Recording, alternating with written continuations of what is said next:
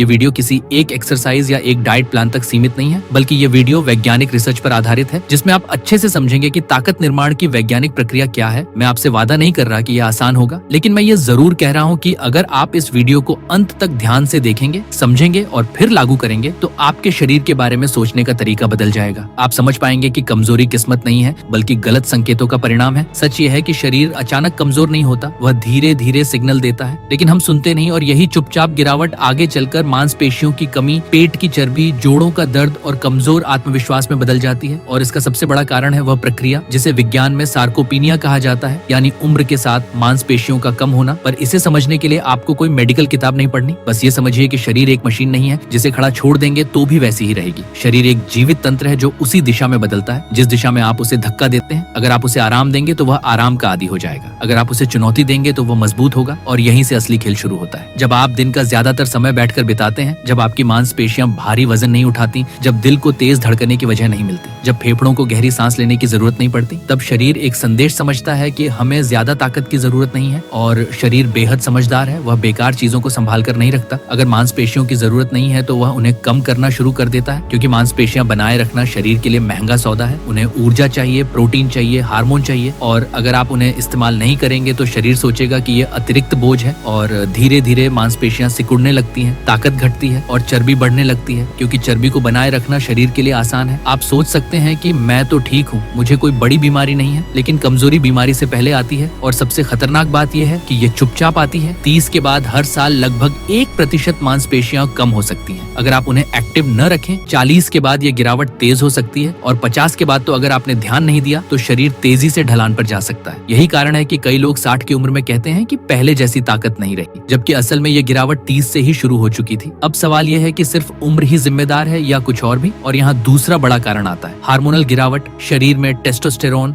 Growth hormone और अन्य anabolic hormone उम्र के साथ कम होने लगते हैं, और ये वही हार्मोन है जो मांसपेशियों की मरम्मत करते हैं, नई कोशिकाएं बनाते हैं और शरीर को मजबूत बनाते हैं। लेकिन अगर आप भारी काम नहीं करते, पर्याप्त नींद नहीं लेते, सही प्रोटीन नहीं लेते और शरीर को तनाव नहीं देते, तो ये हार्मोन और भी कम एक्टिव हो जाते हैं। यानी समस्या सिर्फ उम्र नहीं है, समस्या है जीवन शैली। तीसरा कारण है आराम का जाल। आज की दुनिया में हमें मेहनत करने की जरूरत ही नहीं पड़ती। पानी चाहिए तो नल खोलो, सामान चाहिए तो ऐप से मंगाओ, ऑफिस का काम बैठकर करो, मनोरंजन भी बैठकर, और धीरे धीरे शरीर सीख जाता है कि उसे संघर्ष नहीं करना। लेकिन एक कड़वा सच सुनिए, शरीर संघर्ष से बढ़ता है, आराम से नहीं। जब आप वजन उठाते हैं तो मांसपेशियों के सूक्ष्म रेशे टूटते हैं। शरीर इसे खतरे की तरह लेता है और उन्हें पहले से ज्यादा मजबूत बनाकर ठीक करता है। इसे ही ग्रोथ कहते हैं। लेकिन अगर टूटना ही नहीं होगा तो बनना भी नहीं होगा। अगर चुनौती नहीं होगी तो विकास नहीं होगा। यही वजह है कि कई लोग कहते हैं मैं रोज जिम जाता हूँ लेकिन फर्क नहीं दिखता, क्योंकि सिर्फ जाना काफी नहीं, शरीर को ऐसा सिग्नल देना पड़ता है जो उसे मजबूर करे कि वह बढ़े। उसे लगे कि अगर वह मजबूत नहीं हुआ तो वह पीछे रह जाएगा। और यह सिग्नल तभी मिलता है जब आप उसे उसकी सीमा से थोड़ा आगे ले जाते हैं, जब आप उसे बताते हैं कि तुम्हें और ताकत चाहिए। लेकिन ज्यादातर लोग आराम की सीमा से बाहर ही नहीं निकलते, इसलिए शरीर भी औसत ही बना रहता है। एक और बड़ा कारण है गलत खान पान। बहुत लोग सोचते हैं ज्यादा खाना मतलब ज्यादा ताकत, लेकिन ताकत सिर्फ कैलोरी से नहीं आती। ताकत आती है सही प्रोटीन, सही माइक्रोन्यूट्रिएंट्स और सही समय पर रिकवरी से। अगर शरीर को बिल्डिंग मटेरियल ही नहीं मिलेगा तो वह कैसे बढ़ेगा? और अगर मिलेगा भी लेकिन आप उसे इस्तेमाल नहीं करेंगे तो वह चर्बी में बदल जाएगा। इसलिए सिर्फ खाना समाधान नहीं है, सही उपयोग समाधान है। अब तक आपने समझ लिया कि शरीर आराम से नहीं, चुनौती से बढ़ता है। लेकिन असली सवाल अब शुरू होता है, शरीर को आखिर मजबूर कैसे किया जाए कि वह सच में ताकतवर बने? सिर्फ पसीना बहाने से नहीं, बल्कि संरचनात्मक रूप से मजबूत हो, मांसपेशियां घनी हो, नसों में ताकत दौड़े, पकड़ मजबूत हो, चाल में आत्मविश्वास आए और शरीर खुद को बड़ा और सक्षम बनाने लगे। इसके लिए आपको एक ऐसा सिस्टम समझना होगा जो सिर्फ एक्सरसाइज का नाम नहीं है, बल्कि एक जैविक आदेश है जो आप अपने शरीर को देते हैं। सबसे पहला सिद्धांत है प्रोग्रेसिव ओवरलोड। इसे कठिन शब्द मत समझिए, इसका सीधा मतलब है कि आज जो आप उठा रहे हैं, कुछ हफ्तों बाद उससे थोड़ा ज्यादा उठाइए। आज जितने पुशअप कर रही हैं, अगले महीने उससे ज्यादा कीजिए। आज जितनी दूरी चल रही हैं, धीरे धीरे उसे बढ़ाइए। शरीर स्थिर चीजों के अनुसार ढल जाता है। अगर आप रोज 5 किलो उठाते रहेंगे तो शरीर 5 किलो के हिसाब से ही बना रहेगा। लेकिन जैसे ही आप उसे 6, फिर 7, फिर 8 किलो उठाने पर मजबूर करेंगे, शरीर को समझ आएगा कि उसे खुद को अपग्रेड करना पड़ेगा, और यहीं से असली विकास शुरू होता है। दूसरा सिद्धांत है कंपाउंड मूवमेंट्स, यानी ऐसे व्यायाम जो एक साथ कई मांसपेशियों को काम में लें, जैसे squat, deadlift, pushup, pullup, overhead press.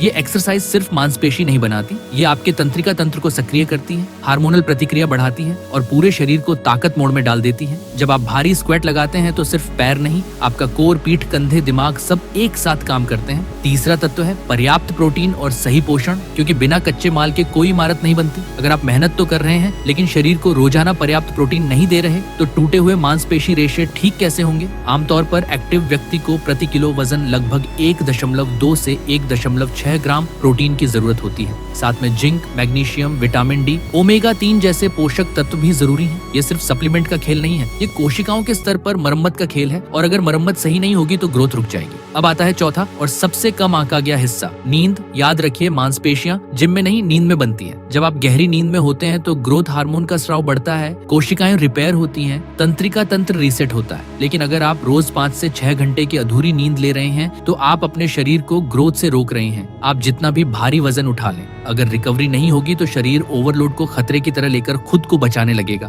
पांचवा सिद्धांत है हार्मोनल ट्रिगर, और ये सिर्फ दवाइयों से नहीं बल्कि प्राकृतिक तरीकों से एक्टिव होता है। भारी वजन उठाना, स्प्रिंट लगाना, ठंडे पानी से नहाना, सूर्य की रोशनी लेना, ये सब शरीर को झटका देते हैं। ये झटका उसे सतर्क करता है, टेस्टोस्टेरोन और ग्रोथ हार्मोन जैसे एनाबोलिक सिस्टम को सक्रिय करता है। लेकिन ध्यान रखिए, ये सब संतुलन में होना चाहिए। अत्यधिक तनाव शरीर को तोड़ सकता है, नियंत्रित तनाव उसे बना सकता है। अब एक बहुत महत्वपूर्ण बात, दिमाग की भूमिका। जब आप वजन उठाते हैं तो सिर्फ मांसपेशी नहीं, आपका नर्वस सिस्टम सीखता है। शुरुआत में जो वजन भारी लगता है, कुछ हफ्तों बाद वही हल्का लगने लगता है, क्योंकि आपकी मांसपेशियां ही नहीं, आपका दिमाग भी मजबूत हो रहा होता है। और जब दिमाग को भरोसा हो जाता है कि वह कर सकता है तो शरीर पीछे नहीं रहता। इसलिए ट्रेनिंग करते समय ध्यान, फोकस और इरादा बहुत मायने रखता है। बिना मानसिक एकाग्रता के की गई एक्सरसाइज सिर्फ गतिविधि है, लेकिन इरादे के साथ की गई एक्सरसाइज विकास है। और अब एक कड़वा सच, ज्यादातर लोग मेहनत नहीं, सुविधा चाहते हैं। वे चाहते हैं कि बिना भारी उठाए, बिना पसीना बहाए, बिना अनुशासन के ताकत मिल जाए। लेकिन शरीर को धोखा नहीं दिया जा सकता।